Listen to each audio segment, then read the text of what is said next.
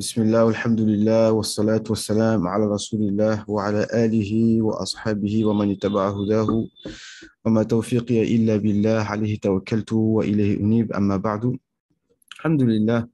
Donc, personne n'avait posé la question qu'est-ce qu'on devrait penser du Cheikh Imran Hussein. Personne ne m'avait posé la question vraiment en cherchant à se faire un avis. La personne a eu confiance en moi, elle voulait savoir mon avis sur ça. Donc, j'ai répondu à travers une vidéo et notre frère Oustaz Abou Ahmed, il avait fait aussi une intervention, mais sur le coup, j'avais pas enregistré et ça m'a paru très dommage. Donc là, pour le coup, Inch'Allah, on va la refaire. Donc, il va nous dire, Inch'Allah, son avis aussi sur Imran Hussein, d'autant plus d'après ce que j'ai compris, il avait aussi en pratique, quoi, sur le terrain, il avait vraiment sur le terrain, a eu quelques activités avec des gens qui suivent Ayman Hussein. Donc, Inch'Allah Ta'ala, comme d'habitude, enfin, il va intervenir. Et puis moi, si j'ai des questions, des précisions, on va les faire. Inch'Allah, on a pour 30 minutes, 40 minutes, Inch'Allah. تفضل بارك الله فيك.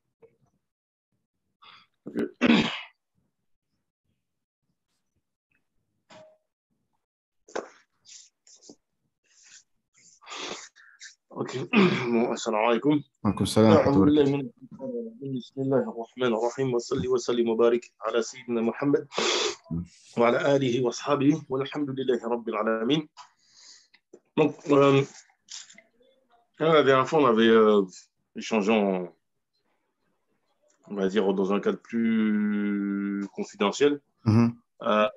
Et ouais, en parler en public me semble aussi intéressant. Mhm. Quand la personne posait la question aussi, parce que Mhm. je pense il y a eu, concernant Imran Hussein, il y a plusieurs choses. La première des choses, c'est, je pense, peut-être l'individu en lui-même et peut-être l'image qu'il a renvoyée à un moment, qui fait que certains ont peut-être pris position par rapport à ça. Euh, il y a ce qu'il dit et la critique de ce qu'il dit. Et la dernière chose, je pense, les enseignements qu'on peut en tirer. Dans un premier temps, en fait, la personne, c'est que Imran Hussein a un côté quand même assez piquant. Et dans plusieurs de ses interventions, on sentait quand même une critique du corps des savants, dont on ne comprenait pas forcément le fond souvent. Enfin, en se disant, il faut savoir que pour des gens en Occident comme nous, c'est une critique qui a un gros écho, qui a une grosse prise, parce qu'il faut savoir qu'en Occident, il y a énormément de musulmans qui sont friands de ce genre de discours, de remettre en Mhm. question les ulémas, le clergé Mhm. classique traditionnel, etc. C'est très, très prégnant. J'ai déjà eu des interactions avec des gens quand même qui, en gros, vous disent, ouais, les gens se posent des questions sur manger halal, manger haram, pendant que les kuffars, ils vont sur la lune. Voilà, c'est ça qu'on disait, ouais. Mhm. Et tu dis, bon, bah, en fait, moi, une fois, j'ai fait une remarque comme ça à quelqu'un en disant, mais tu sais, en fait, aller sur la lune, c'est pas une ibada, c'est pas une adoration. À la limite, j'ai envie de te dire, savoir te torcher correctement aux toilettes, Mhm. ça t'apporte beaucoup plus spirituellement qu'aller sur Mhm. la lune. Mhm. Et il y a vraiment des gens qui n'ont pas ce rapport de priorité vraiment Mhm. dans la tête. Donc, il y a ce problème-là qui se pose. Et effectivement, dans le discours de Imran Hussein, et l'image qu'il renvoyait avait cette image de piquer. Je crois même qu'il y a un moment, je crois qu'il proposait même euh, un genre de li'an. Je ne me rappelle plus comment on dit l'expresser par rapport au verset de Coran. Je crois que Eh c'est le. ouais, la malédiction. Ouais, ouais. Malédiction réciproque, ouais. Ouais, ouais, de s'envoyer, je pense, comme ça, là, de s'envoyer une malédiction réciproque. Mhm. Justement, il a appelé en fait les ulémas du monde entier. En fait, je ne sais plus c'était sur quel sujet exactement, Ah, je me mais rappelle il plus. demandait Mhm. ouais, quand même. Avec le recul, je dis, bon, quand même, tu vas fort hein, pour des sujets comme ça. Et donc, il y a ce côté-là, et je pense qu'une partie de ceux qui lui ont répondu à hauteur de cette critique. Et notamment, en fait, il est dans la droite lignée d'autres savants, d'autres personnalités, on va dire, qu'on pourrait placer un petit peu sous le même ordre, qui est de critiquer cette volonté de s'adapter au munkar du système économique actuel. Et il y avait une critique vraiment, on disait oui, mais en fait, ils ne comprennent pas ce système économique, donc ils n'y voient pas le riba qu'il y a dedans, etc., etc. Bon, avec le recul, c'est un petit peu compliqué vraiment de tenir cette position quand on connaît des sommités comme, comment il s'appelle, Charles Othmani, là. Je crois que c'est un Pakistanais ou un Indien. Je me rappelle, c'est Othmani, c'est Othmani. J'arrive pas à me rappeler de son nom. Qui est à l'heure actuelle, c'est l'un des plus grands savants actuels dans tout ce qui va être Bab el-Bouyour. Eux, ils appellent ça en général finance islamique. C'est un Pakistanais, tu dis? Ouais, un Pakistanais ou un Indien. Je vois pas qui c'est. C'est l'un des plus. Actuellement, c'est la sommité. Dès qu'il s'agit de ces problématiques-là, c'est à lui qu'on appelle et c'est lui qui répond. Il est quasiment dans tous les comités internationaux sur la finance islamique, etc. C'est vraiment une sommité. Et lui, il ne tient pas le même discours Non, par rapport à l'économie? Je n'ai pas les détails en fait de ses positions, mais grosso modo, l'idée, c'est que c'est lui qui vraiment va parler. En gros, c'est un discours de faqih de base, parce que les gens vraiment ne se rendent pas compte, c'est que les faqih ont fait en fonction du contexte. Du contexte, non. Les fuqaha, en fait, font en fonction du contexte. La question, c'est s'il y a de la fitna, comment répondre à cette fitna? Si effectivement le fisc est tellement répandu que trouver un shahid, un témoin qui soit apte, ben on va voir au rabais en fait les critères. Il y a un récit comme ça qu'on trouve, une parole de Omar ibn Abdel Aziz qu'on trouve dans la Risala d'Ibn Abi al-Qarwan et qui dit qu'on innove en fonction du fisc des gens. Non. Notamment, là, c'était. Normalement, si quelqu'un vient porter plainte devant le tribunal contre quelqu'un, bon, ben, il porte plainte. Taqiyuddin Huthmani, j'étais pas sûr en fait. Mohamed Taqiyuddin Huthmani.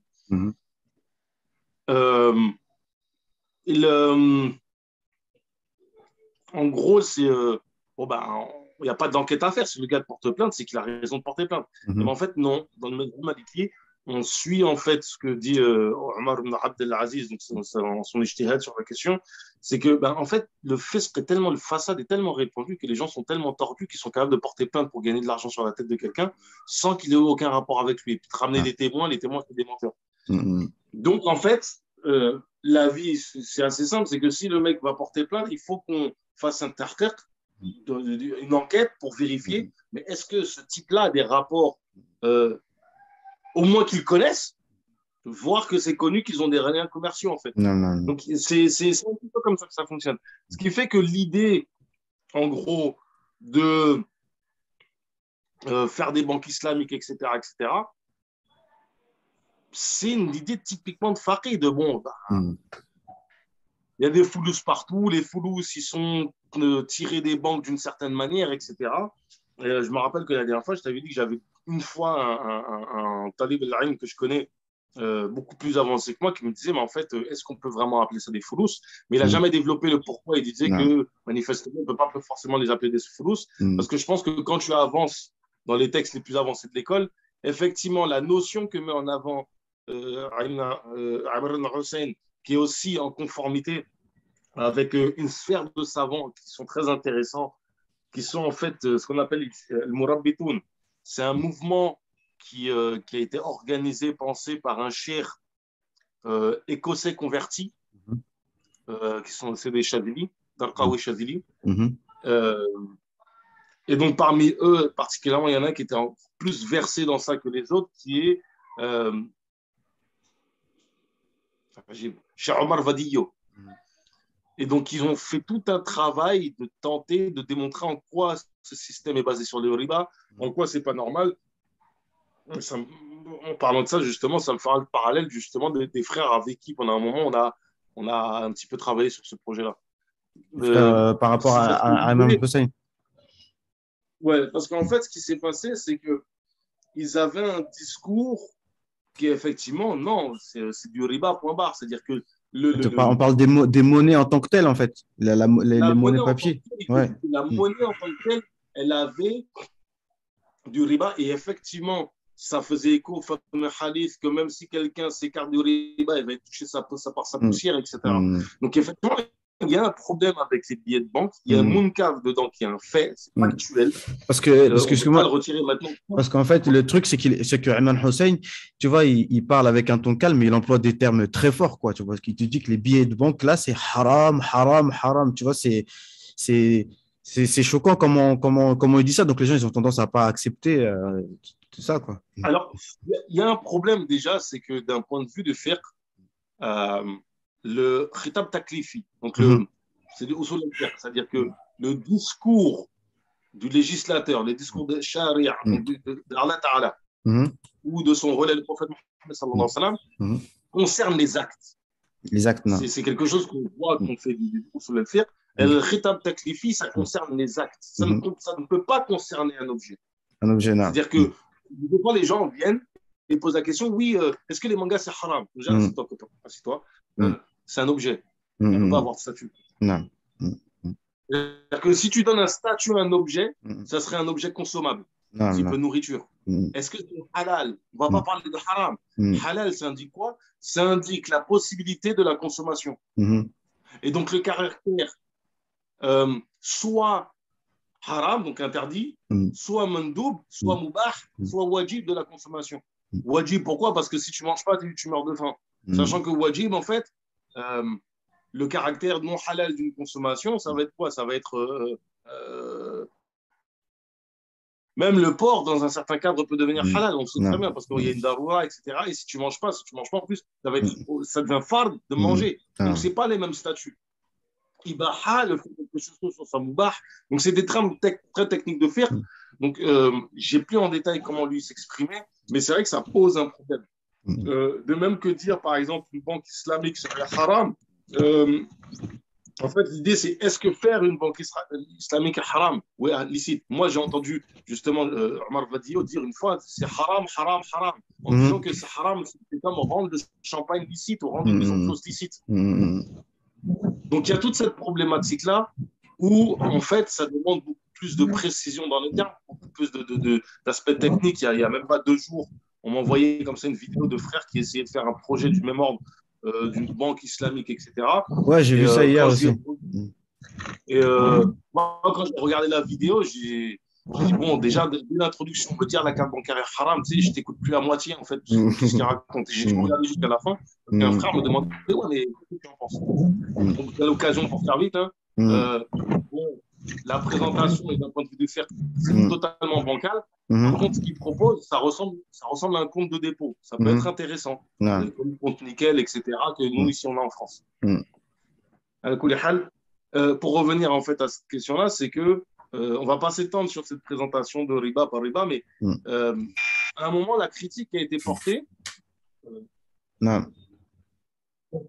Donc, Non. Mhm, on va pas s'étendre trop sur ça, mais mhm, on voit bien que sur cet aspect-là, ça demande beaucoup plus de travail, beaucoup plus de sérieux. Et mhm, moi, j'ai eu une expérience très intéressante, justement, dans le fait d'être proche des frères Mourabitoun, parce que nous, en France, il y a beaucoup de frères qui ont été, qui ont été influencés par ça, parce que mhm, moi, Imran Hussein, la période 2012-2013, j'ai beaucoup regardé. mhm, Quasiment toutes les conférences qui passaient, tous les doros qu'il faisait, je les regardais. mhm, Euh, Quand Omar Vadio vient en France, parce qu'on le fait venir pour une conférence, moi, je rentre en interaction avec les frères qui l'ont fait venir. mhm, Parce que le projet, c'était le suivant, c'était euh, de faire mettre en circulation des darahim, donc des dinars d'argent, mhm. des dinars Et et dirham. des dinars Mhm, d'or. mhm, Pourquoi? Parce qu'en fait, ces frères-là, les Mourabitoun, sont dans une perspective maliki avec la problématique de prélever la zaka, etc. Ça, c'est une question en fait assez technique de savoir est-ce qu'on prélève la zaka ou pas sur les flous, mais c'est un détail. Et donc, le fait de mettre en place un marché parallèle où les musulmans utiliseraient ces monnaies-là. Non, non. Et nous, on a essayé de mettre en place ce genre de projet-là. Le problème, c'est qu'à l'époque, on n'avait vraiment pas étudié ces différents chapitres de manière Mm. vraiment correcte. C'est ça le truc qu'on Peut-être disait. une fois Mm. d'information à droite, à gauche. Mm. Ce qui fait qu'on a plusieurs des projets qu'on a mis en place. Mm. Honnêtement, il n'y a quasiment aucun qui a marché. La seule Mm. vraiment chose qui a marché dedans, c'est de réformer les gens et de les amener à étudier. Non, c'est Parce ça. que là où avec Amir Hussein, le problème, c'est que les gens qui sont dans cette sphère-là tombent dans un délire de complotisme Mhm. et ne deviennent pas productifs. À Non. deux égards. Premièrement, Mm. ils ne sont pas productifs pour eux, donc au sens du terme de bénéfique pour eux plutôt que Mhm. dire productif. C'est-à-dire qu'il n'y a pas de bénéfice pour eux parce Mm. qu'ils restent à stagner dans les mêmes eaux, dans les mêmes univers, à faire des pseudo-alliances avec des personnes qui. Est-ce que ça leur apporte ou leur apporte pas? Ça, c'est une grande discussion. Mm. Être tout le temps porté sur la géopolitique avec une Non. espèce de vision binaire qui Mm. avance pas. Mm. Et j'ai même pour montrer comment c'était marrant, il y a eu un site internet qui a été Mm. fait par des soutiens de Amran Hussein en France, où ils attaquaient d'une part les Wahhabis, mais de l'autre côté, ils sortaient des fatwas d'Al-Albani Ah, pour montrer le d'accord. décalage. Oh, ouais, non. Mm. C'est-à-dire que les mecs étaient. C'est pour te montrer l'état dans lequel ils étaient. Non, non. Mm. Et par l'influence des Mourabbitoun, il y a eu le fait que tout le monde savait qu'il fallait étudier Mm. l'aqida, le fiqh, le Mm. tasawwuf, etc., Mm. etc. Donc il y Mm. avait déjà cette dimension-là. Non. Euh, Tu vas en profiter pour pour être honnête, nous parler de tasawuf aussi, parce que c'est un sujet que tu maîtrises bien. On va pas parler que de Imran Hussein, mais en gros, voilà, le résumé de ce qu'on avait dit, j'ai essayé de résumer ce que tu avais dit, c'est que effectivement, voilà, il y avait des choses intéressantes qui disaient par rapport à la monnaie papier, par rapport au système dans lequel on vit, parce que voilà, mais ce qu'il y a, c'est qu'il faut avoir euh, toujours ce fameux lien entre la connaissance de nos fondamentaux, c'est-à-dire fiqh et aqidah et tasawwuf, ça veut dire pour aussi avoir quand même une certaine basira, sans non plus, n'est-ce pas, rentrer non plus dans des...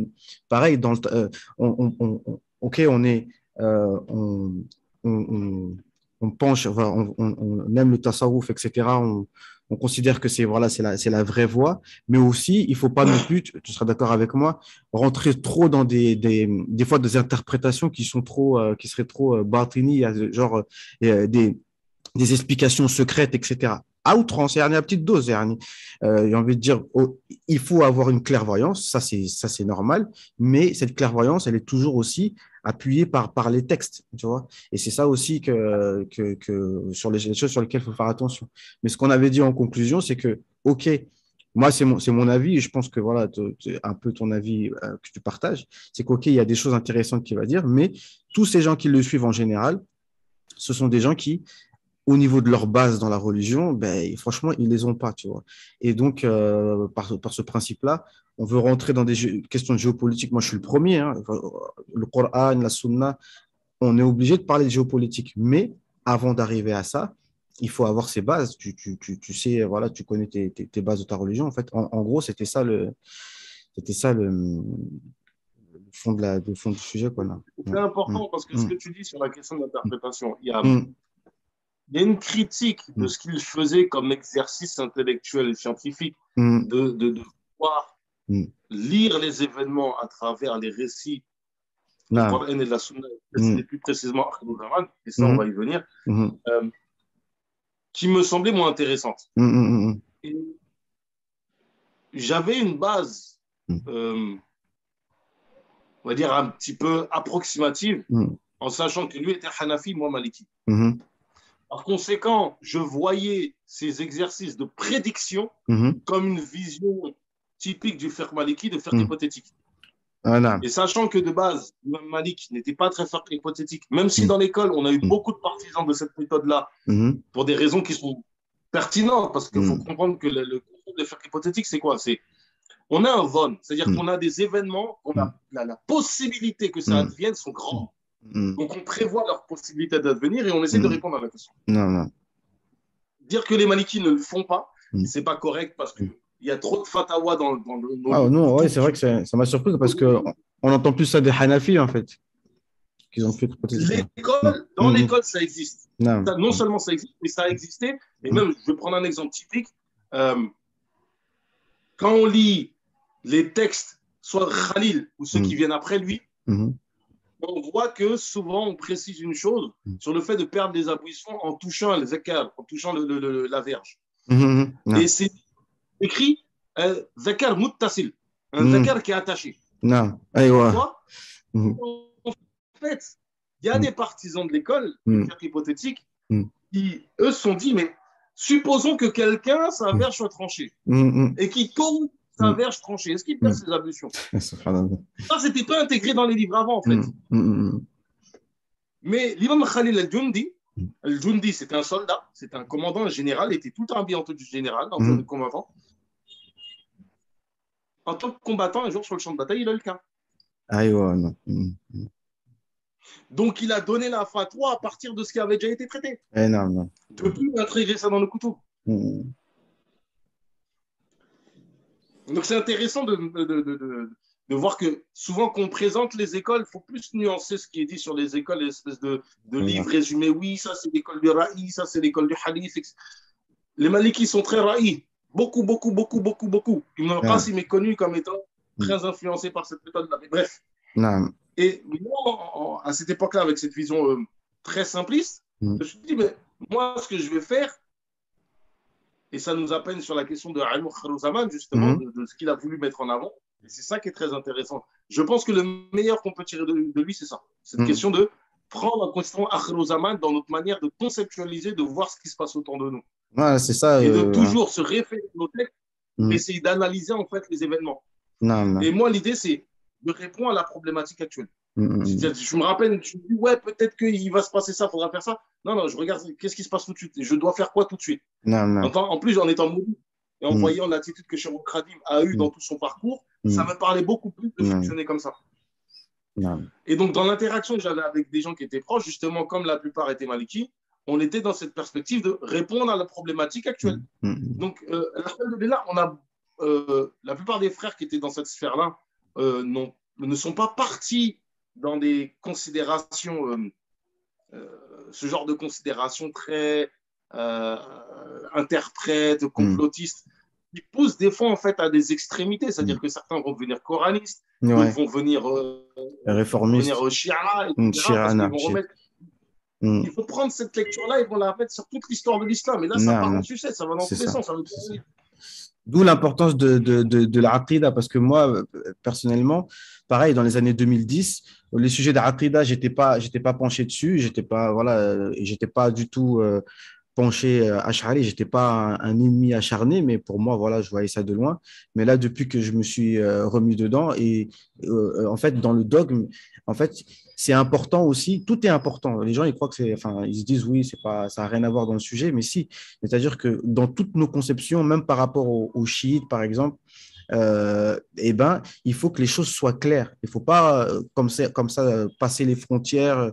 À un moment, tu dis la parole de tel menhaj, à un moment, tu es tel menhaj. Non, le menhaj, il doit être clair. Tu vois, notamment par rapport aux chiites, par rapport à ce complotisme-là, parce que voilà, de tout remettre en cause. Et les gens, quand ils découvrent le poteau rose, enfin, le poteau rose, non, mais quand ils découvrent certains textes, certaines paroles par rapport ce qu'on peut même trouver dans le Sahih Bukhari, etc., les gens, ils basculent. Non, il faut que la aqida, elle soit toujours claire. Mais encore une fois, pas pour parler toujours des autres, tu vois, voilà, les frères salafis, eux, le truc, c'est que quand ils vont parler de ce sujet-là, finalement, c'est ça qui va peut-être des fois conforter les gens à devenir chiites, parce que quand tu entends des réponses tu sens que les gens cachent des choses clairement, tu vois, ils veulent défendre. Bon, Muawiyah, pareil. Muawiyah, donc Al-Sunnah, ça veut dire que tu gardes une limite. Tu vois ce que je veux dire? Tu sais des choses, tu sais des choses, mais tu les expliques aux gens toujours dans le cadre de Ahl-Sunnah. Tu ne te permets pas de commencer à dire n'importe quoi, n'importe comment, mais après, les faits historiques, ils sont là. Ça ne veut pas dire qu'on les cache. Et voilà. Et puis voilà, on donne le droit à la famille du prophète sallam comme il se doit, comme dans Ahl-Sunnah. Et là, comme ils disent les savants, en fait, ça ferme la porte en fait aux innovations, l'innovation du chiisme, parce que tu donnes le droit à Fatima, tu donnes le droit à Ali, tu donnes le droit, et même tu dis Ali Salem, c'est pas un problème, ça ne veut pas dire que tu es chiite, tu vois. Donc, quand tu poses les bases bien dans la Aqida, normalement, il y a pas de problème, tu vois. La famille du prophète, sallallahu alayhi wa sallam, pour certains. Comment? La famille du prophète Mohammed, sallallahu alayhi wa sallam, c'est une kryptonite pour certains. C'est une Une kryptonique, kryptonite pour aïe, certains. non, non, non, subhanallah. Et en fait, Mm, c'est c'est vrai que cette problématique-là que soulève, mais c'est intéressant au mm, final ce qu'il faisait, parce que, comme je disais, il y a la question de la personnalité et mm, de comment il présentait les choses et ce qui est mm, critique, de ce que ça a pu amener comme critique. mm. Comme critique, dernièrement, j'ai vu qu'on disait qu'il était pro-russe, Mm. pro-Shia, Ouais, mais ouais. j'ai pas très bien compris. En fait, vraiment, Ouais, ça fait tellement longtemps que je regarde que mm. je ne sais pas en fait pourquoi se base ces critiques. Ah, mais c'est ça, Mais je parce sais que, qu'il avait excuse-moi, eu.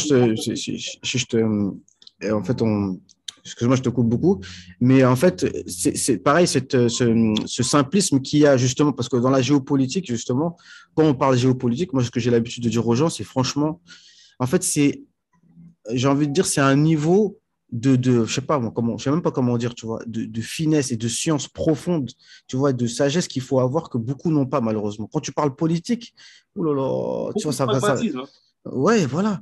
Mais il Voilà, y a parce que beaucoup de les gens. pragmatisme. Quand tu Hum, hum. parles géopolitique, Ah oui. aujourd'hui, par exemple, Hum, tu es dirigeant musulman dans le monde, hum, ton allié objectif, hum. c'est Poutine.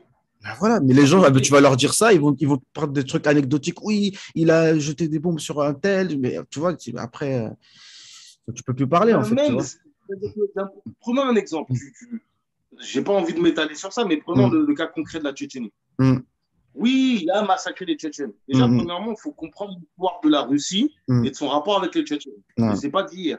Que hum, vous lisez un livre comme Guerre et paix qui date du 19e siècle, hum, de mes mémoires, c'est Tolstoï qui hum, l'écrit.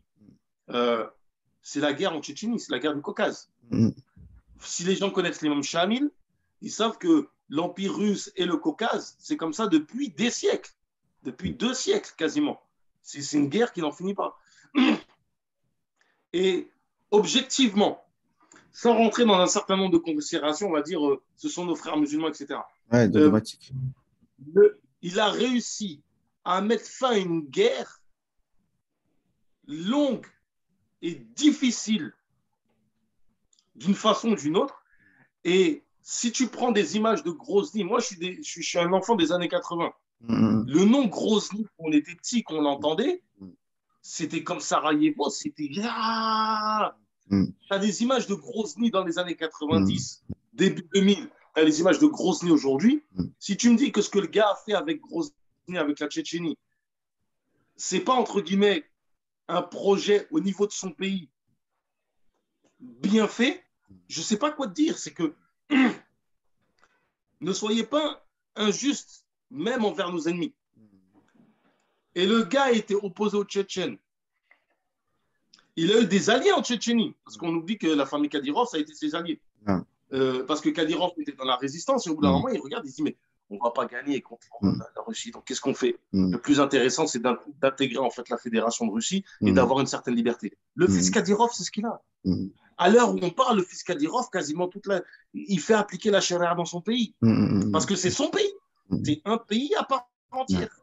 Les gens, je ne sais pas si les gens réalisent, c'est un pays à part entière. Donc, ok, on peut l'appeler chien de Poutine, tout ce que tu veux, mais hum, les gars, ils marchent ensemble, ils hum, fonctionnent ensemble, le pays tourne, ils arrivent à le redévelopper. Les Tchétchènes, c'est un grand soutien, c'est-à-dire que d'un point de vue militaire, quand Poutine il envoie ses soldats, des Russes et puis des Tchétchènes à côté, des mecs qui font du nettoyage. hum, Quand Poutine est allé pour régler les problèmes en Syrie, ça n'a pas été des Américains. hum, Les gens ne se rappellent pas qu'en un mois, les mecs, ils avaient récupéré Raqqa, ils avaient récupéré ci, ils avaient récupéré ça. Les mecs, ils s'amusaient à faire du philharmonique, je ne sais plus où, dans quel site archéologique, hum, qui quelques mois avant, les gars, le monde est en train de pleurer. Ouais, ils sont en train de détruire le site archéologique. Il n'y a que d'un point de vue militaire, quand Poutine il se met en branle, je suis désolé, c'est du nettoyage. Et hum, d'un point de vue de l'alliance stratégique, le seul cas où Poutine, euh, un petit peu, laisser les Occidentaux faire en faisant confiance aux Occidentaux, c'est le cas de la Libye. Et Ouais. depuis, si vous regardez bien, Poutine ne laisse plus rien passer. Il a Ouais. un allié, Mm. là, il mordicus, il Mm. défend. Mm. Pourquoi? Parce qu'il a en travers la gorge. Mm. Et vraiment, quand tu vois comment il s'est comporté avec Sarkozy à l'époque et comment tu vois aujourd'hui comment il se comporte avec Poutine, Mm. c'est tout ce truc de la France, je ne fais pas Avec confiance. Macron, tu veux dire? C'est je et, et donc, c'est comme à l'époque avec Richard Cœur de Lion, Salahuddin, quand il parlait avec lui, il parlait d'égal à égal, il le respectait énormément. Pourquoi? Parce que ben, c'est Salahuddin. Et que l'autre en face, c'est Richard Cœur de Lion, c'est le chef des gens en face. Mais même si effectivement, dans son rapport à la guerre, il a un rapport qui est légèrement différent parce que lui, il massacrait tout le monde, Mm. mais c'était quelqu'un qui était digne de foi parce qu'il avait une parole, parce que c'était un homme, c'était un bonhomme, etc. Donc en fait, d'un point de vue de la géopolitique, il y a cette subtilité entre, d'accord, détester le kouf, détester le porteur de kouf, parce que les gens ont du mal avec cette notion-là, c'est assez subtil et compliqué à expliquer des fois aux gens. Et le fait de respecter, les gens ont beaucoup de mal avec ça. Mm. Tu sais que tu es quelqu'un, Allah Ta'ala peut te montrer ton maqam auprès de lui en te montrant avec qui il te met comme adversaire, qui il te Mm. met comme ennemi. Non, non. C'est-à-dire qu'on te met Poutine comme ennemi, tu comprends c'est quoi les Tchétchènes. Non. Non.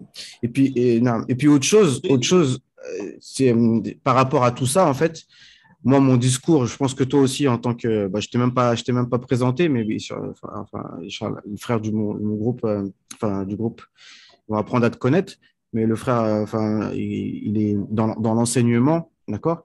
Et encore une fois, quand je dis tout ce qu'on fait, on le fait dans le cadre de notre dogme, j'ai envie de dire, tu vois, Al-Sunnah wal Jama'a. Donc, on enseigne la aqida, le fiqh et le tasawwuf. Et la notion de politique, en fait, on doit aussi, il n'y a pas de souci, Djibril. La notion de politique, en fait, c'est pas qu'on s'y intéresse pas ou alors qu'on a peur de dire la vérité, etc. Mais tout ce qui est en rapport avec la politique et parler directement, critiquer des dirigeants directement, en fait, c'est une chose qu'on n'est pas censé faire.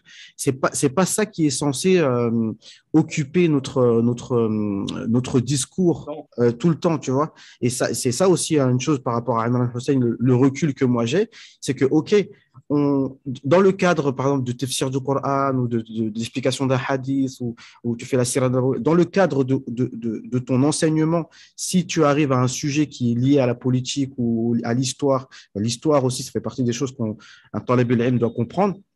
OK, on l'étudie, tu vois, juste histoire de donner des exemples, dire voilà, regardez, il y a ça, il y a ça. Mais là, de là à critiquer des chefs d'État directement, dire ouais, Macron, ceci.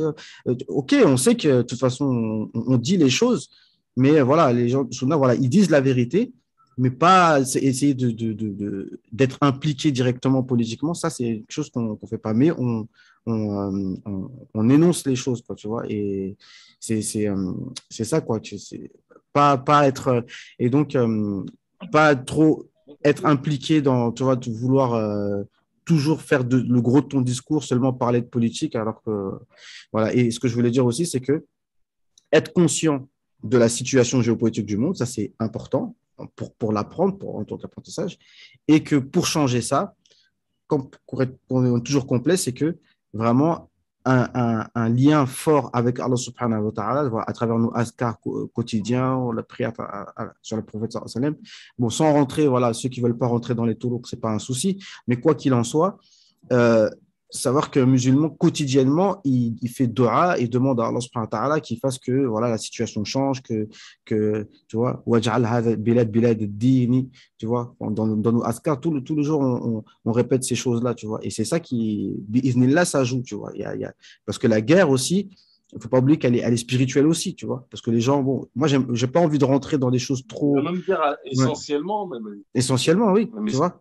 Parce que les gens, en fait, le problème aussi, c'est qu'il faut expliquer les choses. Les gens, quand tu leur parles de Illuminati, franc-maçon, machin, ils disent, oh, bon, c'est bon, là, des trucs complotistes. Bon, il y a des choses qui sont factuelles, il y a des choses qui sont vraies.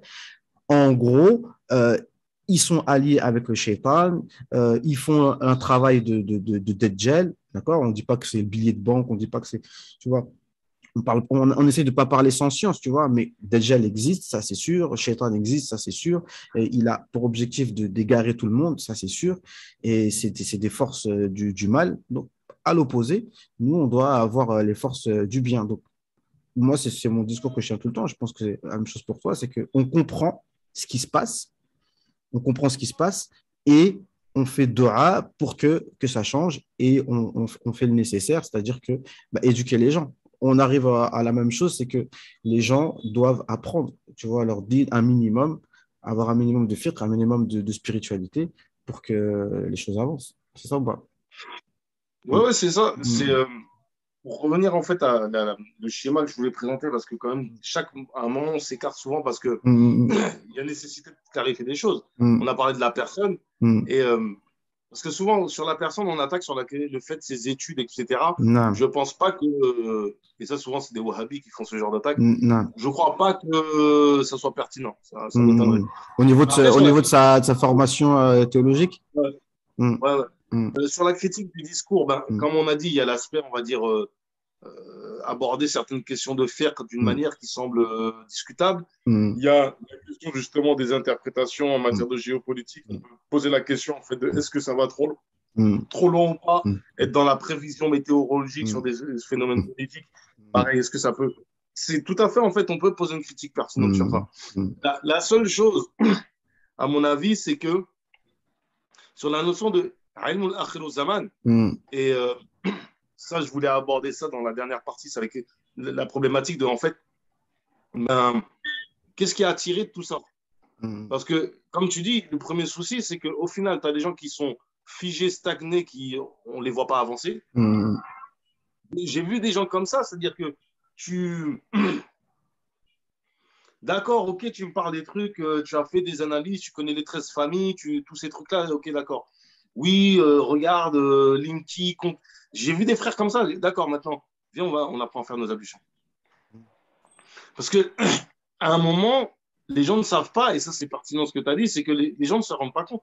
Mais frère, quand tu as appris à faire tes ablutions, que tu mm, fais tes ablutions, mm, que tu as appris à faire l'istinja, l'istijmar correctement, tu ne sais pas que tu détruis ces gens-là beaucoup plus que ce que tu fais comme recherche. Pour la mm. simple et bonne raison que euh, Iblis n'envoie pas ses armées en boîte de nuit.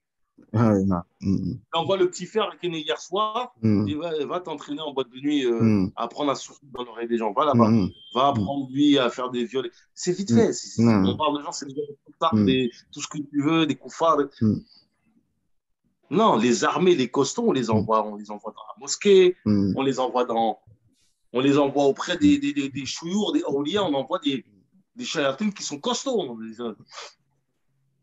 Et les gens ne se rendent pas compte. Les chayatines qui sont envoyés, qui sont costauds, c'est pour te perturber, pour te déstabiliser dans ta prière, mm, te déstabiliser dans tes ablutions, euh, te suggérer des idées qui pourraient t'amener à des bid'ah, mm, etc. etc. C'est vraiment euh, au final, les gens ne se rendent pas compte que ça a beaucoup plus d'impact des petites choses du quotidien. mm, Les, et à mon avis, euh, prendre la question d'un point de vue métaphysique pour essayer, mm. parce que au final, les gens qui tombent dans ce genre de discours-là sont hyper matérialistes. Non, non, Tu non. leur expliques la Aqidah Ash'ari sur les Mm, questions de Wahda fi Af'al et tout ça. Je mm, te promets, moi, j'avais les détails, comme on disait en Aqidah, je ne les connaissais pas forcément. Mais quand j'ai étudié auprès de Chouyour, des choses comme ça, de manière plus académique, enfin, plus académique, plus traditionnelle, on va dire, Wallah, il y a des frères qui étaient en cours avec moi, je les ai entendus dire des choses quand ils ont appris à Wahdani Faf'al. J'étais choqué. Je dis, mais à ce point-là, il y a des gens dans la Dara où j'ai étudié avec Charbon Taparo, mm, et ça c'est connu, qui disent que lorsqu'ils sont sortis de l'Aqidah, les gens parlent limite de caractère dépressif, mm, tellement ils ont une gifle en leur disant, mm, mais t'es orgueilleux, c'est mm, redescend sur terre, c'est Allah mm. qui fait les choses.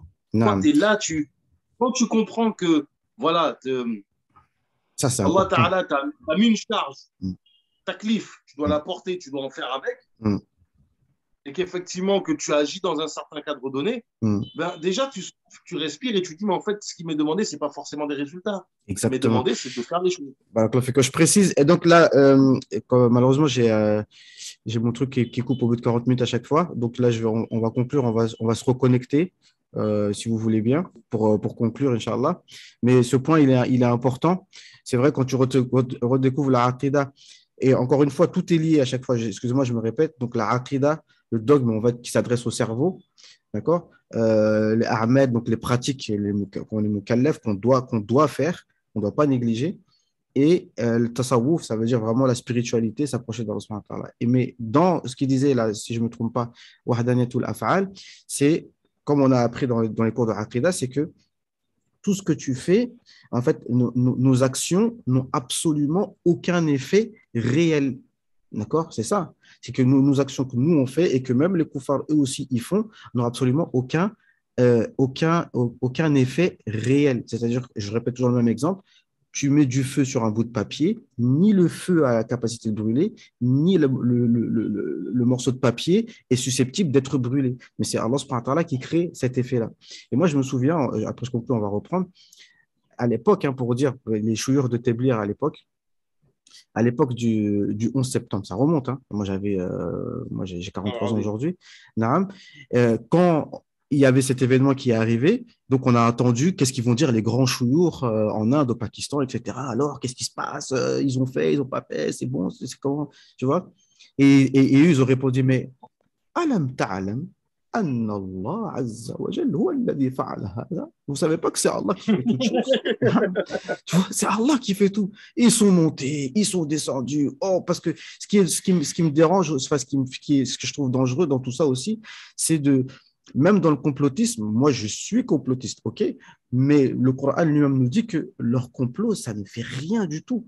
Ils font des complots, oui, mais voilà, c'est-à-dire être conscient. Mais en fait, la part des choses, c'est il y en a qui disent ah ils font rien et ils négligent complètement ce qui se passe et ils sont pas dans le combat.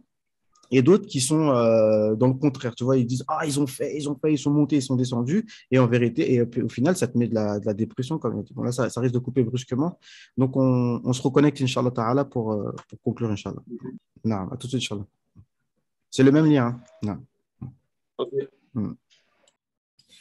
نعم بسم الله الحمد لله والصلاة والسلام على رسول الله صلى الله عليه وسلم السلام عليكم tout le monde. Donc en fait voilà moi en tout cas le frère Ahmed je sais pas si vous vous souvenez moi je devrais pas dire devant lui hein, mais j'ai dit dans une de mes vidéos moi si je monte un institut avec mon projet Waqf etc il y a des oustaz que j'ai repéré n'est-ce pas, que j'ai repéré que franchement, si je les prends avec moi, enfin avec moi entre guillemets, mais voilà, c'est-à-dire que des frères comme ça, bi'iznillah azza wa jal, qu'Allah les protège, et il y en a beaucoup. Hein. Moi, ce que j'aime bien, le frère, au moins, quand on lui propose de faire une intervention publique, il ne refuse pas. C'est ça aussi que j'aime bien, parce que voilà, c'est exactement ça. C'est-à-dire qu'il y a des gens, peut-être même qui sont, on va le dire, euh, ça ne va pas lui faire du mal, peut-être qu'ils sont, et sûrement, 100 fois plus connaisseurs que notre frère Abou Ahmed ici présent, d'accord? Mais quand tu leur demandes, bah voilà, parlons publiquement, ah, non, non, moi, ça ne m'intéresse pas, non, moi, je reste dans mon coin, etc., tu vois. En fait, moi, vraiment, en gros, même si on parle beaucoup, on s'étale ici dans cette assise, alhamdulillah, j'espère que c'est profitable, mais il y a deux notions que je répète souvent et que je voudrais vraiment que ce soit clair. C'est que d'un côté, il faut qu'on soit conscient de ce qui se passe. On vit dans ce monde de causes. Ils font. D'ailleurs, il y a Poutine qui est là, il y a Macron qui est là, il y a les élections qui arrivent. Il se passe des choses. Il y a Jacques Attali qui a dit ceci, cela. Il se passe des choses. D'accord? Donc, on ne doit pas négliger ces choses-là. Un croyant, voilà, comme Ayman Hussein, ce qu'il propose comme analyse, etc., en tant que croyant, il faut être conscient de ça. Moi, je dis qu'il faut être conscient de ces choses-là. Mais, parce que certains négligent ces choses, d'accord? L'idée, c'est que les gens ne se rendent pas compte, en fait, Mm. de qu'est-ce que l'ilm, Mm. l'impact du ilm, la mise en pratique du ilm. Et voilà, mise en pratique du ilm. Parole de Cheikh al-Khadim qui dit quand les gens s'occupent du ilm, occupe-toi du amal. En fait, ici, Hmm. amal, c'est dans le sens de occupe-toi de la mise en pratique de la science. Il y a des Eh, gens non, non, qui font des sciences, occupe-toi de sa mise en pratique. non, non, non. Et en fait, ce que les gens ne comprennent pas Hmm. dans l'action, Hmm. c'est quoi? C'est ce qui t'est demandé, c'est d'agir en conformité avec la charia. Non, tout à fait. Quand Hmm. on a parlé de khitab taklifi tout à l'heure, il y a un autre Hmm. khitab qui est le khitab wada'i. C'est-à-dire que Hmm. c'est le discours d'Allah Ta'ala Hmm. qui, lui, est en rapport avec les conditions de validité des Hmm. actes. Hmm. C'est-à-dire que C'est une lorsqu'un acte est condition. rentré, lorsque, lorsque est rentrée l'heure de la prière, c'est l'heure de prier. Tu as Non. entendu Evan, il faut faire ton bol, il faut Hmm. faire ton as, etc. Quand tu vois en face de toi quelque chose qui ressemble à, on va dire, un champ de hasanat, Hmm. parce que, je ne sais pas, les gens n'apprennent plus le Coran dans telle région, tu t'installes et tu donnes des cours de Coran. Hmm. On n'enseigne que du fiqh. Tu ne vas pas devenir un nouveau faqih qui vient dans l'action parce que ça n'a aucun intérêt. Hmm. Et ici, c'est le même problème. Et justement, on a parlé de Aqidah. Hmm. Là, on parle d'une certaine manière de fiqh. Hmm. C'est-à-dire que le fait d'apprendre pour avoir une manière de penser comme un musulman. Hmm. Par exemple, il y a un bab, il y a des abouabs qui sont totalement délaissés. C'est les abouabs des bouilloires. Et Ah. avec Imam al-Hussein, Hmm. avec Cheikh Omar Vadio, les mouvements Hmm. des Mourabitoun, ils disaient un truc important, c'est il y a les mu'amalat, qui sont le Non. 2 tiers du fiqh. Non. Il faut que quand tu marches dans la rue, de la même manière que tu sais que quand tu regardes le feu est vert, le petit bonhomme est vert, je peux passer, le petit bonhomme est rouge, je peux passer, tu dois marcher dans la rue avec cette idée de musulman, de la législation qui s'applique à toi. Hmm. Je marche dans la rue, dans mes interactions en matière de adab, passer le salam, rendre le salam, parce que ça Hmm. fait partie du adab, mais c'est aussi des mu'amalat. Hmm. Que là, je rentre dans une boutique, j'achète tel produit, mais est-ce que le contrat, la vente, l'achat-vente que je fais est valable conforme à la charia? Il faut que ça soit naturel pour nous, qu'on vive comme cela. Pareil, je me marie, est-ce que c'est valable dans la charia? Et on verra à ce moment-là que dans notre vie, la place que Allah va occuper sera beaucoup plus conséquente parce que Non. si la place qu'Allah a, c'est juste les 25 minutes de prière que tu fais par jour, Hmm. voilà. Et c'est là où on vient sur le tasawwuf. Hmm. C'est que le tasawwuf, il part de quand tu es déjà dans cet état-là. Hmm. Et là, tu dis, eh ben, dans cette part mu'amalat que j'ai dans mon rapport avec Allah, c'est-à-dire qu'il y a une interaction avec les individus et cette interaction elle est gérée par la charia, Hmm. eh ben, on te dit, bah, tu grappilles dessus. Tu dis, je passe moins de temps avec les gens, je passe plus de temps avec Allah. Et c'est là où le concept des awarad prend une certaine saveur, une certaine forme, au-delà de ce qui est dit dans les koutoub, justement, de savoir que c'est cette, comment dire, cette oasis dans lequel tu t'abreuves quand tu es dans le désert, etc., toutes ces choses-là, c'est vraiment cette idée que, bon ben, le temps que je passe en interaction avec les gens, ben, je le réduis. Je passe plus de temps avec Allah. Hmm. C'est ça, en fait, qu'il faut comprendre. Hmm. C'est-à-dire que si toi, ok, tu augmentes ton temps d'adoration, mais ton temps de mu'amalat, tu n'en as pas, Hmm. bon, ça reste bancal, en fait. Hmm. Tu as augmenté ton temps d'adoration, alhamdoulilah, c'est bien. Mais ton temps de mu'amalat est bancal et tes rapports sociaux sont gérés par la charia de manière générale.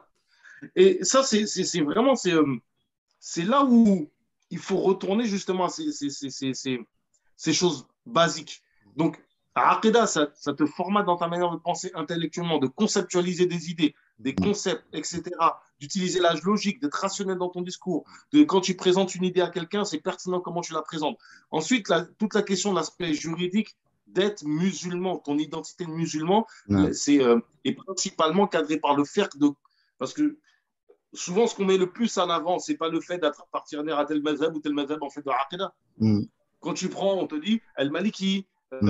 Al-Shafi'i, etc. Hmm. C'est souvent ça qui est le plus mis en avant dans ton identité Hmm. de musulman. C'est Non. comment tu pratiques la Quand tu pratiques, non. Sharia. Après, souvent, ce qui vient après, souvent, c'est ta tariqa. Pourquoi? C'est comment tu vis intérieurement la charia. Non, non, Et non. la question du tasawwuf et de la place que ça prend Hmm. et des bienfaits que tu reçois. Parce que de manière subtile, dans le hadith de Jibril, alayhi salam, ben, on voit bien qu'il y a la question de la ibada et de comment tu vis ton rapport avec Allah. Et ce hadith-là renvoie à un hadith Qudsi qu'on connaît, celui qui me déclare, celui qui fait preuve de Euh, celui qui me fait preuve d'hostilité là, envers mes awliya, je lui déclare la guerre. non, non. Et dans ce hadith, on te dit bien que Allah Ta'ala, en gros, te dit qu'il se substitue à ton regard. C'est-à-dire que comment tu vas voir le monde, c'est bin nourillah. Il y a pareil, Voilà. le hadith là est rapporté par Junaïd. Junaïd, c'est taqi al-firas al-mu'minin. Préservez-vous de la firasa, de la capacité de perception du croyant. Ah, c'est ça, c'est ça. Firasa qui vient de Faris, du Non. cheval, parce qu'en fait, une capacité honorable chez l'arabe, c'était quoi? C'était d'identifier un bon cheval. Non. Donc, bah, vas-y, pour conclure, tu peux nous parler de l'importance des awrad, justement, pour... Shirul Khadim, dans un texte sur Akhirul Zaman, justement, il parle de l'importance des awarad. Parce que qu'est-ce qu'ils vont faire? Les awarad, en fait, le temps que ça prend c'est. Les awarad, il y a deux aspects. Il y a cette idée d'étendre ton temps d'adoration. C'est ça. C'est-à-dire que sur ta journée, ton temps d'adoration est beaucoup plus conséquent que quelqu'un du commun, on va dire. L'autre aspect, c'est qu'en fait, ton wird de la racine warada qui désigne en fait la source d'eau dans laquelle on descend de la vallée pour aller s'abreuver. Et en fait, c'est cette idée que c'est comme si le soulouk, en fait, tu es dans un désert et que tu as besoin de t'abreuver régulièrement. En fait, le wird, c'est ça, tu vas puiser. Beaucoup de chouyours disent d'ailleurs que la ma'arifa et tout ça se puise en fait dans le cadre du wird. Il y a beaucoup de personnes qui, lorsqu'ils sont dans le wird, en fait, vont des fois, ça va être intellectuel, ils vont comprendre des choses. Des fois, ils vont voir des choses, percevoir des choses, etc. Et la place que ça a est fondamentale, notamment aujourd'hui, parce que comme on le sait, il y a sur la question de Dajjal et le fait on te dit que Al-Ummi va voir en fait le kafara sur son front. Al-Ummi dans le tasawwuf, c'est qui? C'est pas celui qui n'a pas appris. C'est celui qui reçoit une science directement d'Allah. L'ummi, c'est ilm ladouni qu'on voit dans son contexte. C'est le fait que Allah Ta'ala te projette en toi, jette en toi, infuse en toi directement en fait des sciences. Et justement, c'est en rapport avec la pratique de tasawwuf. Et ce qui est pertinent, et parce que ça nous ramène à ce que Imran Hossein, parce qu'il dit ça en fait de manière très pertinente, mais surtout c'est comprendre que la dernière question du hadith Jibril, que l'on traite beaucoup moins qu'on parle des sciences de l'islam, qu'on présente en fait le hadith Jibril, qu'on présente le tasawwuf, en général on parle iman, islam, ihsan, toujours. Mais la dernière question c'est quoi? Quand tu vas voir les bédouins, le hafi, va-nu-pieds, c'est-à-dire des gens minables de la société, devenir les raïs dans une des versions, rivaliser en fait de construction. C'est-à-dire que, en fait, on est, et ça revient justement à ce qu'on disait tout à l'heure, on est, certains ont appelé ça ilm zaman, la science de son temps. Mais c'est pas que ça. Dedans, tu quoi? Tu as l'anthropologie, tu as la sociologie, tu as l'histoire, tu as la géographie même. Parce que regarde, bédouin va-nu-pied. Comment tu sais qu'il est bédouin va-nu-pied? Parce que tu connais son passé, donc science de l'histoire. Tu constates que c'est un changement. C'est-à-dire qu'on parle d'économie, parce qu'il est devenu riche. On parle d'anthropologie, de sociologie, parce que tu vois les changements. La deuxième partie du hadith, quand tu verras les changements sociétaux, les changements de mœurs, parce qu'on te dit que l'esclave va donner naissance à sa fille.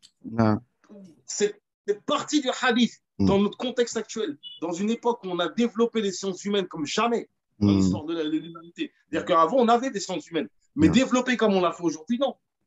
C'est-à-dire que, et aujourd'hui, tu as beaucoup de musulmans qui se lancent dans ces sciences humaines, sociales, etc. Mais à Aqida, c'est ça. C'est ça le problème.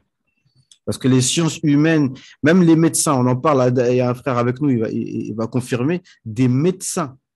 Le mec, il est médecin, tu vois, mais ça, dans sa grille de lecture du monde, il est vraiment avec les autres, quoi, tu vois, c'est pas du tout dans, tu vois, et dans le droit, dans l'économie.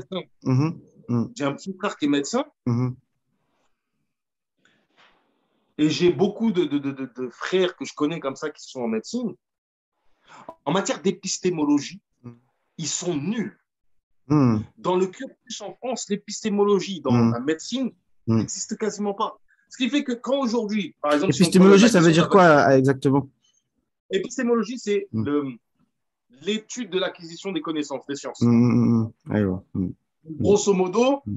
par exemple, la Muqaddimat al-Sanusiya, c'est quoi? Hmm. C'est que on te présente on t'introduit à 8 catégories Hmm. des domaines de la Aqidah, Hmm. qui en fait, on te parle déjà l'acquisition des connaissances par le rationnel, par Hmm. l'empirisme, donc elle Hmm. l'a dit, de Hmm. toutes ces choses-là. Hmm. Ensuite, on t'introduit un certain nombre de chapitres en t'expliquant certains.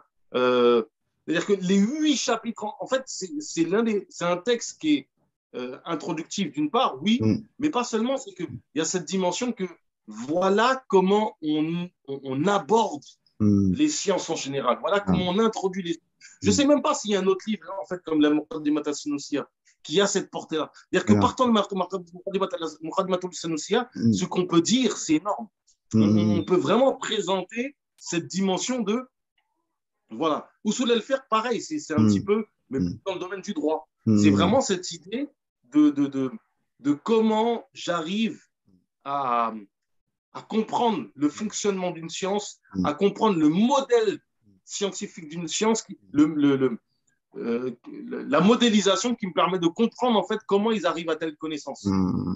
Et voilà. Et par exemple, en médecine, Hmm. aujourd'hui, sur le débat, par exemple, par rapport à la vaccination en France, il y en a qui vont dire, moi j'ai un petit frère comme ça qui me dit, vous n'êtes pas médecin, vous ne comprenez pas. Et en fait, Hmm. non, c'est pas capable de comprendre. Désolé. Hmm.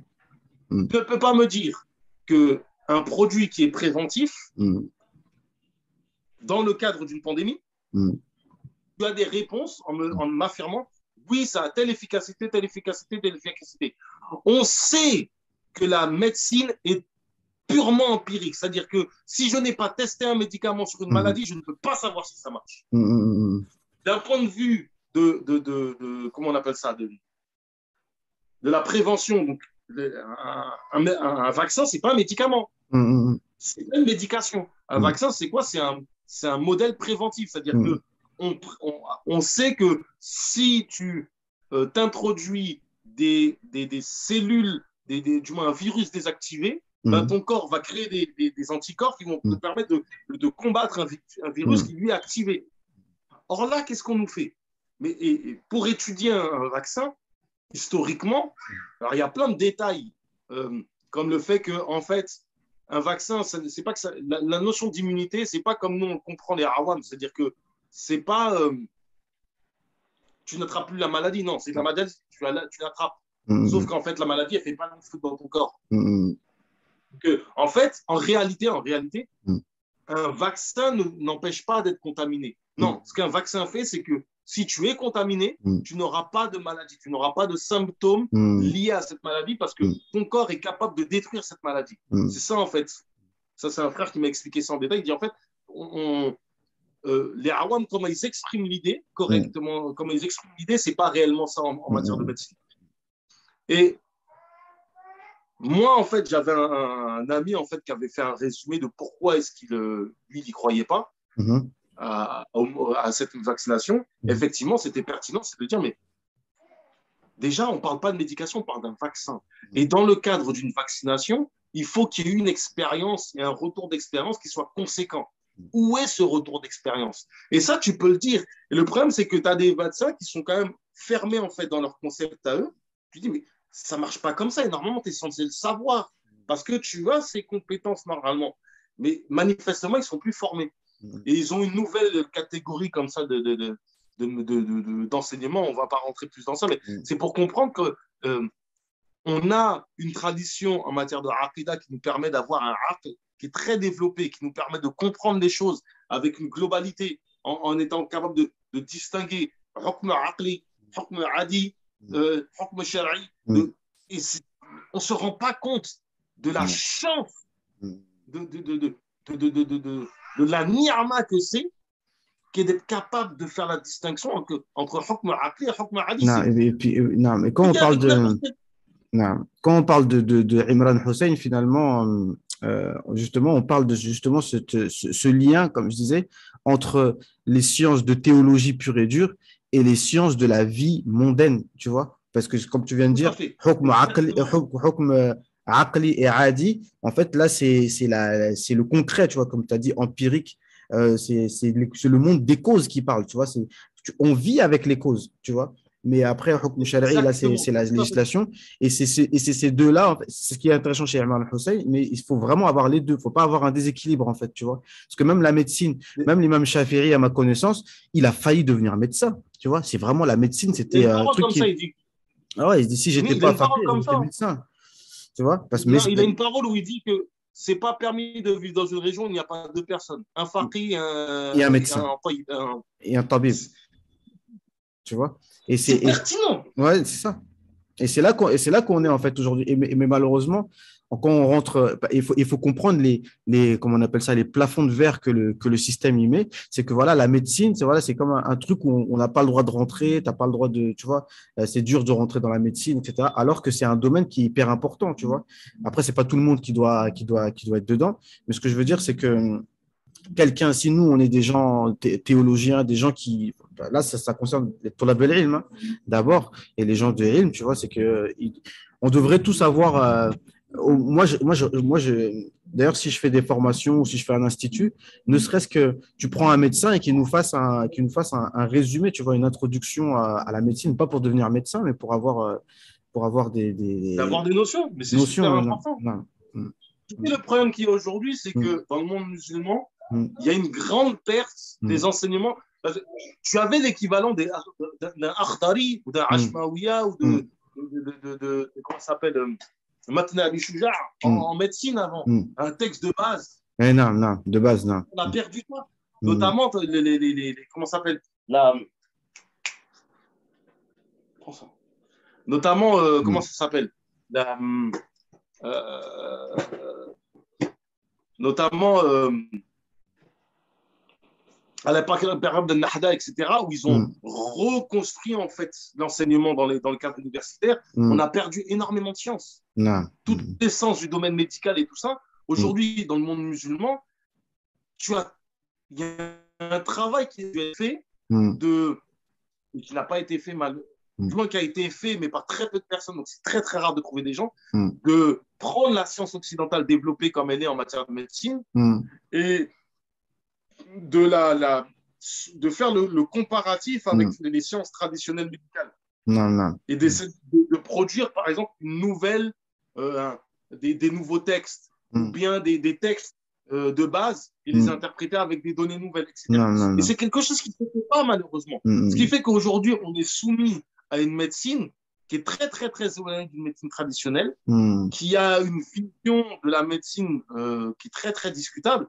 Et, alhamdulillah, la situation actuelle, de la pandémie actuelle, en France, je ne sais pas pour le reste du monde, mais en France, mm, le corps médical a tellement été ébranlé, tellement mm, remis en question, qu'il y a un moment où il va devoir y avoir des assises où ils mm. vont se poser la question de comment changer le monde de la médecine.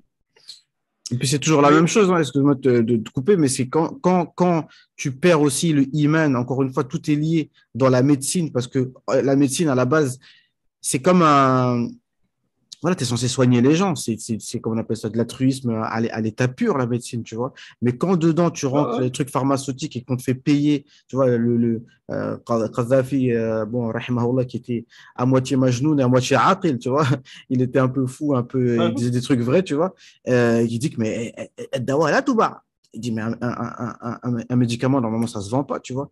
Et quand tu rentres, tu vois, encore une fois, ça, tu sais, c'est toujours la même ligne directrice si on revient à Imam Hussein, c'est-à-dire quand l'économie et la monétisation et comment on appelle ça? Ouais, l'économie, quoi, malsaine, rentre, ça pourrit tous les domaines, en fait, parce que tout est lié. Maintenant, c'est que l'argent, etc., et des industries pharmaceutiques, etc. Donc, s'il y a un islah à ramener, c'est-à-dire que nous, on comprend ce qui se passe et on essaye d'appeler à Allah aux gens qui reviennent vers l'akhlaq, qui reviennent vers, tu vois, qui craignent le jour du jugement, quoi, tu vois. Et l'économie, c'est pareil. Moi, par la cause d'Ayman Hussein, avec tout ce qu'on a appris de lui, maintenant, par curiosité, je regarde les livres d'économie des jeunes Et même quand j'ai étudié à l'USH, ils nous ont fait comprendre que ces sciences-là, donc voilà, la médecine, ok, je veux bien comprendre que c'est compliqué, l'économie, le droit, mais des fois, il y a beaucoup de schmilblick, c'est-à-dire qu'ils font exprès de compliquer les choses pour pas laisser accès aux gens, tu vois. Parce que Oh, l'économie, quand tu as compris l'escroquerie du truc, tu as ta ligne directrice, quoi. Tu sais que, en fait, c'est pour amener mm, mm, moi, justement à la mm, conclusion de la chose de cette non, manière-là, c'est que, mm, en fait, quelqu'un comme Imran Hussein, dans le mm, contexte actuel, je ne sais mm, pas ce qu'il dit aujourd'hui, mais mm, honnêtement, il va être de très très loin plus bénéfique mm, d'apprendre de manière traditionnelle mm, et de faire un effort intellectuel très mm, pertinent, c'est mm. que les fuqaha, quand ils apprenaient de manière pratique. Pratique, non, L'objectif de ce qu'ils apprenaient, c'était de la mise en application. C'est-à-dire non, que vous devez apprendre une science pour avoir un objectif pratique. pratique, Quand non. bien même vous apprenez, par exemple, les abouab, par exemple, de l'hudud, Mm, l'application des peines légales. mm, Concrètement, aujourd'hui, tu vas mm, apprendre ça, c'est de la théorie pure. mm, Pareil, les abouab, on va te parler de l'esclavage, c'est de la théorie pure. Mais il faut vraiment se projeter dans une mise en application de ces non, chapitres-là. non, Et non, pas ça trop amène sûr. à une réflexion, c'est que, Mm, moi, comme ça, un ancien qui m'interpelle à mm, la Zaouïa, là, à mm, Taverny, mm, en me disant, Moustapha, toi là qui t'intéresses à ces questions de faire et tout ça que tu mm, dis, qu'est-ce que tu penses de ce que font par exemple en Indonésie ou les talibans, etc., les mm, gens qui filment les applications des peines ou mm, des tarzirats mm, et qui laissent ça à disposition comme ça au global. Je lui dis, mais moi, de prime abord, je trouve que c'est pertinent parce qu'en mm, fait, il y a cette idée dans le fait de faire ça mm, en public pour que les gens mm, soient, mm, voilà, ils évitent de le faire. Il dit, mm, oui, mais attends, le verset de Coran te dit, bah, une partie, pas tout le monde. mm, Ouais, mm, c'est vrai. non, Le problème, il n'est même pas là. mm, Humilier un musulman, même face devant un kafir, qu'est-ce que tu en mm, penses? mm. Et effectivement, je dis, ah ouais, c'est Répète, pertinent un j'ai peu pas de ce que tu entendu. dis. Face à un café, quoi? Humilier un musulman, même Mm, face devant un kafir, qu'est-ce qu'on mm. doit en penser? Ah, non. Je Mm, me suis dit, effectivement, vu comme ça, c'est pas bête, mm, effectivement, de se dire que ça va avilir les mm, musulmans et mm, l'islam que tu montres cela. Ça peut se discuter, d'autres te diront mm, non, en fait, justement, ça montre notre justice, etc. Donc, il y a des discussions comme ça. Là, c'est juste pour voir comment mm, tu peux te projeter de façon pratique sur des mm, chapitres qui, de prime abord, on te dira, ouais, mais ça, on n'applique plus, donc c'est pas, mm, on fait ça comme ça. Mais non, mm, ça te donne des outils. C'est-à-dire qu'aujourd'hui, tu vois les philosophes, là, les onfrés et tout ça, ils pensent la société. mm. Mais comment on veut penser la société si on n'a pas les muamalat, Non. si on n'a pas étudié correctement les chapitres de la zakat? Si il y a des choses, par exemple, dans certains chapitres, où on peut en tirer des enseignements, mais on ne s'y attend pas. C'est Je vrai, tout reprends à fait. cet exemple-là parce Mm, que c'est un exemple, il n'y a pas si longtemps, qui m'avait parlé, qui était vraiment incroyable. C'était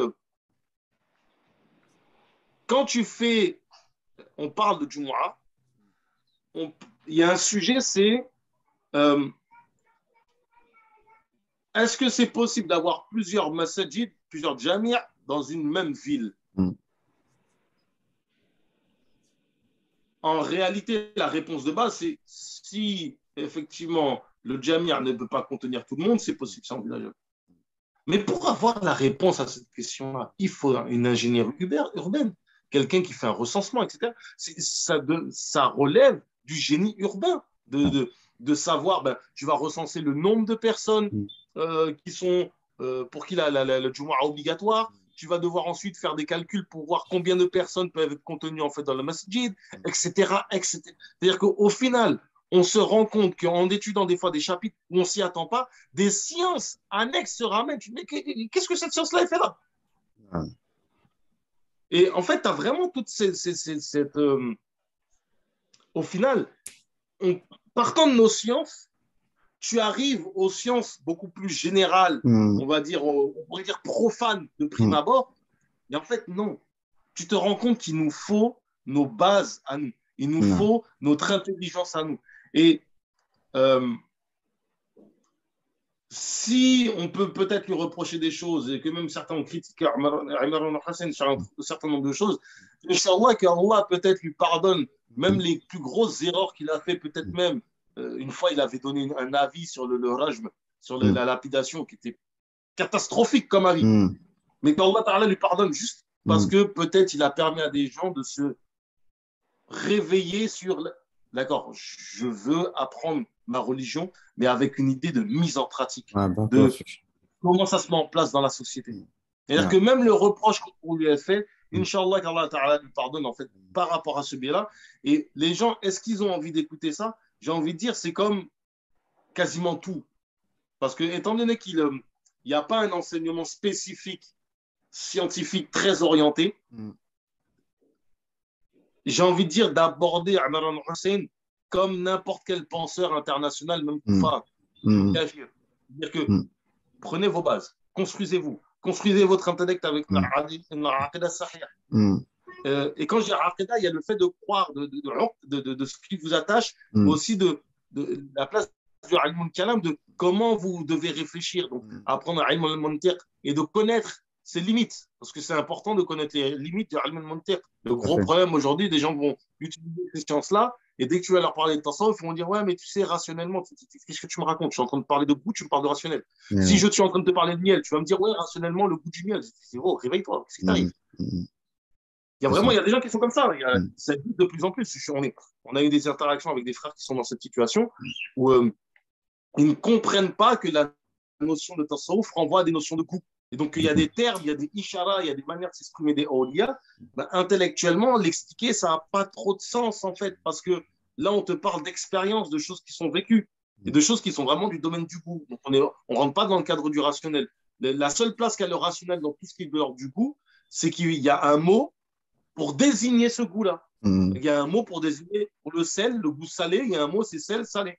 Non, Mais tu ne peux pas expliquer c'est quoi salé. non. Rationnellement, ça ne peut pas s'expliquer.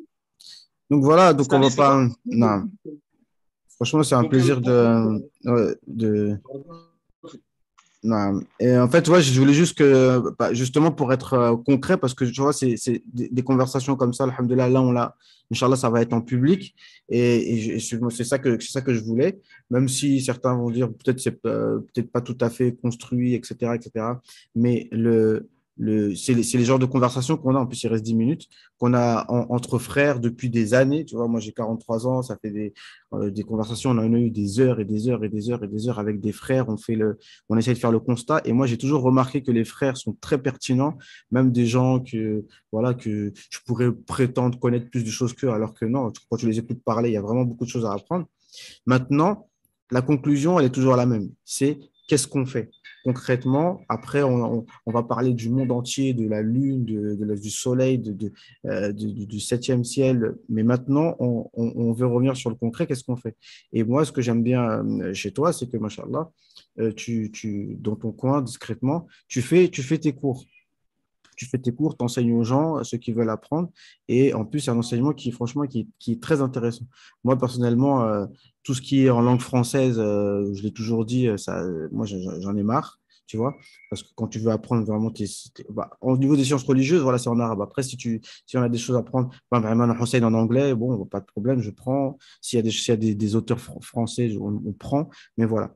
Donc, ce que je voulais dire, c'est euh, appeler enfin, les gens enfin si, à leur dire que toi, tu donnes des cours. Donc, est-ce que tu peux nous dire les cours que tu fais? Rapide, parce qu'il reste vraiment pas beaucoup de temps. Euh, Ouais, hum, moi, pour résumer, en fait, hum, depuis cette hum, année, je me suis vraiment hum, mis dans une situation en fait, de réviser ce que j'apprends hum, et de faire profiter de hum. ça. Donc, principalement, en fait, ben, je me concentre des bases en Aqidah, vraiment des trucs basiques pour que les gens, en fait, C'est ils quel livre, puissent. Attila, ça. En Aqidah, justement, j'ai pas vraiment. En fait, j'ai Hum, fait un texte de Cheikh Ahmed Bamba Cheikh hum, Khadim qui est hum, Tazawwud Sirar, qui est un hum, livre qui est un petit peu comme Ibn Ashir, qui est en hum, trois volets. Première partie non, Aqidah, une hum, partie Fiqh, une hum, partie Tasawwuf. non. Et c'est un texte vraiment pour, on va dire, pour les 7-10 ans. D'accord, au début, tu Donc, en c'est as. vraiment, Hum, on rentre pas dans tous les détails, hum, mais de ce texte-là, on peut tirer hum. beaucoup de faïda, en fait, Non, beaucoup non. d'éléments, en fait, concrets, etc., d'apprendre. Et ça, c'est quel jour? C'est Euh, mardi à 21h. Ça, en fait, on a terminé. Justement, là, on est passé, en fait, à l'Akhdari. Akhdari, Et tu viens de justement, commencer là. on a commencé l'introduction de l'Akhdari. etc. Donc, ça, le jour que je ne dis pas de bêtises, le mardi à 9h sur mon Discord. Le mercredi, là, en ce moment, je fais un texte de Adab, des choses basiques qu'on trouve dans tous les textes de Adab, qui au final sont une forme d'introduction tasawwuf, de comment marcher, comment s'asseoir. C'est quel livre Par ça? exemple, hier soir, on voyait le type de compagnie qu'on doit prendre. Le nom du poème, c'est Nahjul Qada, si je me rappelle. Nahjul Qada, si je me rappelle bien. Ou Nahjul Qasda, j'ai oublié le nom du poème. Pareil, c'est un poème de Cheikh Khadim où il reprend un autre savant, c'est Ibn Hajj, sur sur des règles de adab. Et ça, c'est important. Le akhlaq, ça fait partie des sciences obligatoires, en fait. Comme les tablirs, ils font Riyad Salihin, l'introduction d'Akhdari, il y a des akhlaq. Mais ça, c'est obligatoire de connaître ces choses-là. Tu vas les étudier. Voilà. Qu'est-ce que c'est Sur l'introduction d'Al-Akhdari, justement, sur l'introduction d'Al-Akhdari, on va tenter justement de bien développer, comme on trouve dans le Sharh d'Al-Majlisi. Et Cheikh Khadim, justement, a versifié cette partie-là, c'est-à-dire le Sharh d'Al-Majlisi sur les akhlaq, où, par exemple, un élément super important, Al-Amr bil Ma'ruf wa Nahy anil Munkar. Il y a des conditions. Et souvent, les gens ne connaissent pas les conditions. Tu vois, quelqu'un qui se lève un matin, par exemple, on parlait du fait de critiquer les gouverneurs, tu apprends que, en fait, ton Amr bil Ma'ruf, s'il n'a pas d'intérêt, s'il n'y a pas de bénéfice, et même que pire, il y a une mafsada, quelque chose qui peut être mauvais, c'est haram de le faire. Haram, quand même, on a eu. Sachant qu'avant, il y a un pilier qui est fondamental, c'est d'avoir la science. La science, oui. La science, elle le donne, que ça soit bénéfique, il n'y ait pas de mal. C'est-à-dire que s'il y a du mal, tu sais que c'est interdit. Si, bon, ça ne va rien apporter, ben, c'est quoi l'intérêt?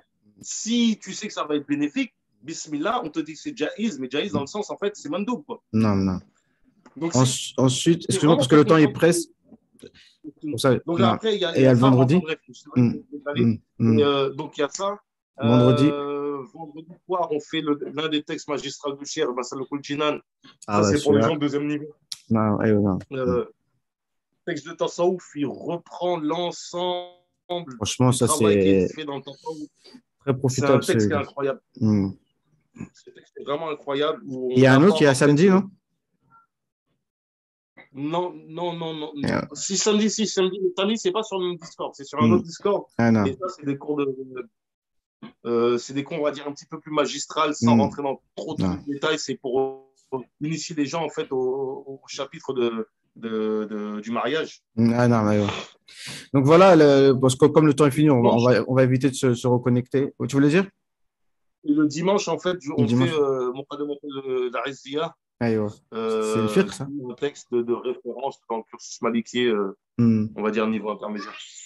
Donc voilà, pour moi, ça c'est du concret, tu vois. C'est-à-dire que on enseigne aux gens. Après, s'ils sont constants, après, bon, on va pas se plaindre, tu vois. Moi, des fois, je suis un peu, je m'agace un peu, mais en fait, voilà, il faut avoir de la patience. Ça, c'est un message aussi pour tous les enseignants, tous ceux qui sont pour la belle ilm et qui veulent enseigner. Il faut patienter aussi par rapport aux gens. Les gens, ils vont pas, voilà, les gens aussi, ils ont un manque de motivation, ils sont pas constants, ils commencent à 10, ils finissent à 2. Bah, tout ça aussi, ça, c'est un message pour les enseignants. Il faut aussi avoir cette patience, cette constance, et petit à petit, on essaie de former des gens, etc., qui vont être constants. Moi, vous connaissez mon programme.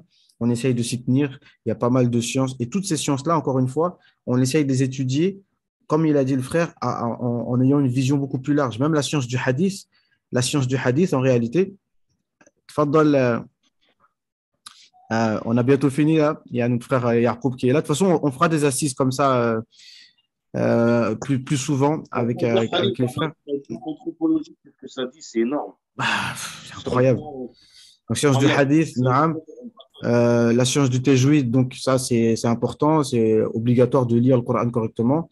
Le mercredi, on parle du mouvement Téblir, mais ça nous permet d'avoir des notions de usul fiqh. Là, on est dans le mafhoum al-adad. Voilà, donc ça nous donne des notions. Le jeudi, comme aujourd'hui, on a fait un cours de Balara.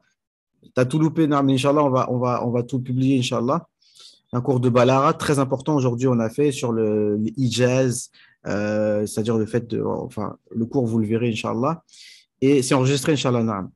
Et le vendredi, donc, Peut-être que je vais peut-être tourner ça en une forme de hadra virtuelle, je sais pas, tu vois. Pour l'instant, on est le vendredi, on lit, il n'y a pas de kalam, tu vois. Là, on parle beaucoup, mais le plus important, c'est la parole d'Allah subhanahu wa ta'ala, d'écouter. De temps en temps, on fait le vide, on écoute la sourate Kahf, je l'ai lu avec les différentes lectures, mais je ne sais pas si j'ai le temps, peut-être je rajouterai, il y a une qasida qui me touche beaucoup, celle de Dirdir, c'est avec l'Asma et le Husna, Naam, yaqina, yaqina, Allahu Akbar. Tu vois, donc je vais faire un peu plus tôt comme ça, parce que moi je dois partir tôt. Le samedi, tafsir comme d'habitude, et dimanche, aqida. D'accord? Donc voilà, c'est ça. Donc on échange entre nous, on essaye de comprendre mieux notre dîne, bref, comme le site de notre frère euh, Wahhabi. Et naam, comprends ton dîne. Frère, naam. المهم, ça va couper. Ça va couper. Donc, qu'Allah Azza wa Jal, il nous. Yaqub, salam alaikum. Donc là, on a fait 2 fois 40 minutes. Donc, alhamdulillah. Donc, Barakallahu fik, un frère Abou Ahmed de sa présence.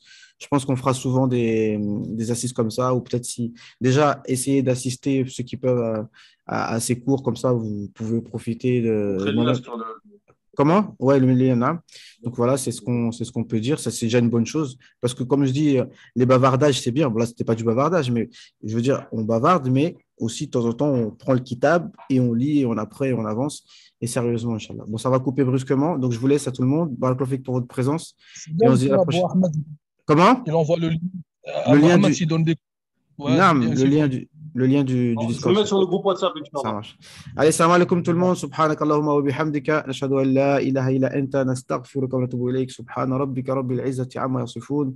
Wa salamun ala al-mursalin. Walhamdulillahi rabbil alamin. Salam alaikum tout le monde. Et à demain matin, Inch'Allah. Salam alaikum.